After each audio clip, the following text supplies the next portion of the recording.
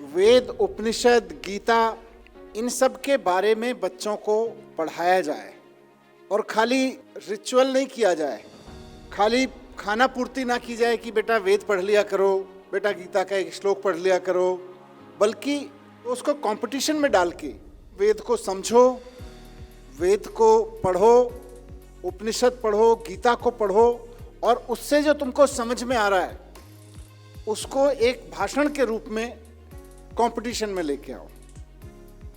मुझे लगता है ये बहुत अच्छी शुरुआत है और ये सिर्फ लुधियाना के कुछ स्कूल्स तक ना रह के पंजाब के और देश के सारे स्कूल्स में होनी चाहिए। ये बहुत शानदार शुरुआत है। इसके लिए मैं आप सभी टीचर्स को, प्रिंसिपल्स को, सनातन सेवा समिति, वेद प्रचार मंडल के सभी पदाधिकारियों को, सबको बहुत बहुत बधाई देता हूँ।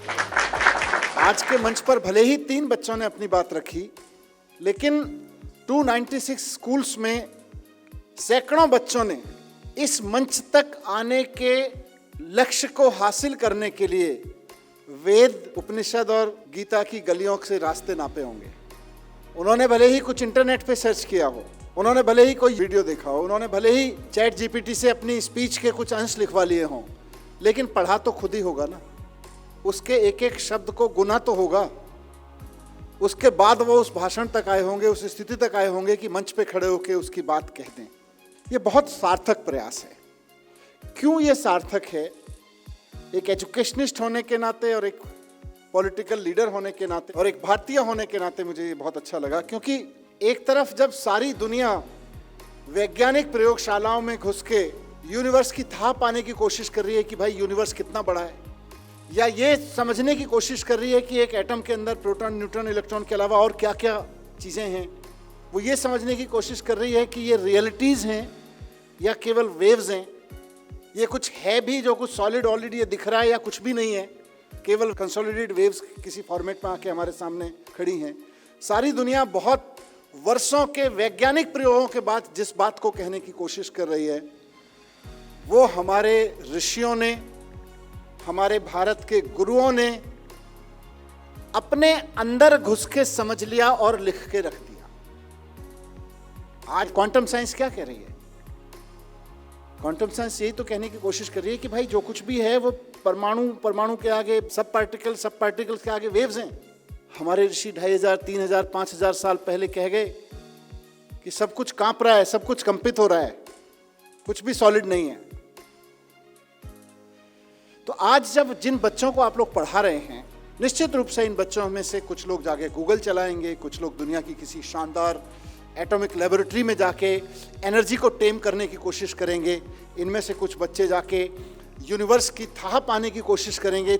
आज धरती से देखने की कोशिश कर रहे हैं, कल चांद से देखने की कोशिश करेंगे, चांद पे खड़े होकर देखेंगे दुनिया और आगे कहाँ तक दिखती है, यूनिवर्स और कहाँ तक जाता है। निश्चित रूप से आप ही के वो बच्चे हैं, जो आपके स्कूलों में वही बच्चे हैं। इन बच्चों को वेद, उपनिषद, गुरु साहब की दी गई वाणी, गीता, इन सब की गलियों से गुजार के जवाब भेजेंगे तो ये दुनिया के महान साइंटिस्ट बनेंगे।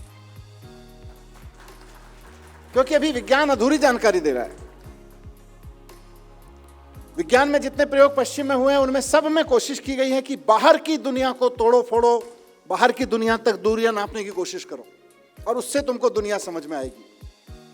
हमारे वेद, हमारे उपनिषद, हमारी गुरुवाणी, हमारी गीता हमको कहती है कि अपने अंदर की दुनिया में झांक के देखो, सारा ब्रह्मांड समझ में आ जाएगा और अणु अणु समझ में आ जाएगा, कण कण समझ में आ जाएगा। और वो लिख के गए। तो एक तो विज्ञान जहां लेके जाने की कोशिश कर रहा है, हमारा पुराना जीवन दर्शन वहां से होके आ चुका है, उस चीज को देख के आ चुका है, उसको समझ के आ चुका है। तो ये बच्चे हमारे जब कल को देश की, विदेश की किसी प्रयोगशाला में बैठ के, किसी गूगल में बैठ के, किसी एटॉमिक लेबोरेटरी में बैठ के एनर्जी पे काम कर रहे होंगे, तो उनको पता होगा बात ठीक है।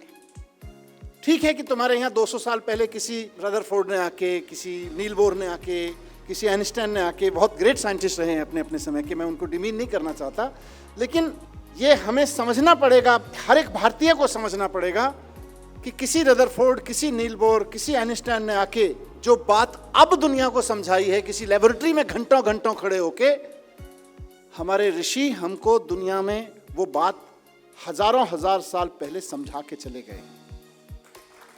तो एक तो ये बात। दूसरा, ऐसा नहीं है कि हम केवल रिचुअल्स में जीने लगें और हम अहंकार में जीने लगें कि अब हमको कुछ जरूरत नहीं है एटम एटम फोड़ने की, छोड़ो हमारे वाले तो पहले ही फोड़ के चले गए थे। नहीं, हमें यह भी समझना पड़ेगा कि अगर 10,000 साल पहले, 5,000 साल पहले, 3,000 साल पहले हमारे पास वो ज्ञान था, तो हम उसका इस्तेमाल क्यों नहीं कर पाए? हम क्यों अंधविश्वासों में जीते रहे?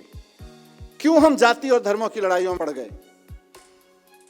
जब बच्चा एक तरफ क्वांटम साइंस को समझेगा और दूसरी तरफ वेद को रख के समझेगा, तब उसको समझ में आएगा कि ये जाति धर्मों की लड़ाई से ज्यादा मूर्खता तो कुछ धरती पर हो ही नहीं सकती। छोटे बड़ा ऊंच नीच जैसी कोई चीजें तो है ही नहीं, क्योंकि ना वेद उपनिषदों में ये बात कही गई है और ना क्वांटम साइंस उस बात को स्वीकार करने के लिए कह रहा। इन बच्चों को दोनों एंगल समझाने बहुत जरूरी हैं। इसलिए मैं बहुत खुश हूं कि आपने ये प्रयास शुरू किया है। बस एक छोटी सी विनती है कि ये प्रयास केवल भाषणों में, अवार्डों में, अवार्ड समारोह में अच्छे भाषण देके के तालियां बजवाने तक सीमित ना रह जाए। उपनिषद गीता हमने खूब पढ़ाई है, गुरु की वाणी हमने खूब पढ़ाई है, लेकिन एक जगह हम चूक जाते हैं कि उसको जीवन में उतारने से चूक जाते हैं। हम उसको जीवन में प्रयोग लाने में सफल नहीं हो पाते हैं। तो जब स्कूल्स ने ये बीड़ा उठा ही लिया है, तो समाज के एक जिम्मेदार व्यक्ति होने के नाते मैं आपसे ये भी मांगूंगा कि आप इसको जीवन में उतारने की कोशिश कीजिए। यहां से निकलेंगे तो आप समाज के बहुत सारे प्रश्नों के जवाब दे पाएंगे, समस्याओं का हल करवा पाएंगे। आज एंग्जाइटी में सारी दुनिया भटक रही है। हम सब कह रहे हैं कि इस मोबाइल ने छोटी छोटी 30-30 सेकंड की रील्स देखने के चक्कर में बच्चों के अंदर छोटे छोटे डोपामिन क्रश का भूख बढ़ती जा रही है, इसलिए बच्चे स्टेबिलिटी में नहीं है, फोकस पे नहीं है। सारे न्यूरॉन्स में इतना कबाड़ा भर दिया गया है, इतना कबाड़ा स्टोर कर दिया जा रहा है व्हाट्सएप से, यूट्यूब से, सोशल मीडिया के जरिए, टीवी के जरिए हमारे न्यूरॉन्स को कबाड़ खाना बना के रख दिया जा रहा है। तो इनकी साफ सफाई का काम इस नॉलेज से आप करवा सकें तो मानवता का इससे बढ़िया कल्याण कुछ नहीं होगा।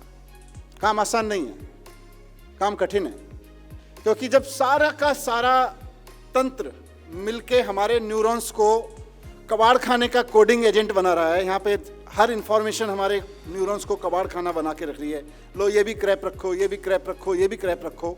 वैसे में वेद का अध्ययन, गुरु की वाणी का अध्ययन, उनका दिखाया हुआ रास्ता, वही इस कबाड़े से बच के हमें चलने में मदद कर सकता है। मैं पूरी उम्मीद करता हूँ कि जिस शिद्दत से आपने इन बच्चों को इस प्रतियोगिता के लिए वेद का अध्ययन करके, उपनिषद का अध्ययन करके अच्छे भाषण देने के लिए तैयार किया, उससे कहीं ज़्यादा शिद्दत से आप उनको वैसा जीने के लिए तैयार करेंगे जैसी बातों भाषणों में कर रहे हैं।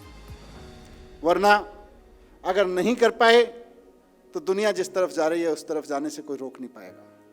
बहुत बहुत शुक्रिया आपका, बहुत बहुत शुभकामनाएं हैं। Thank you very much. नमस्कार।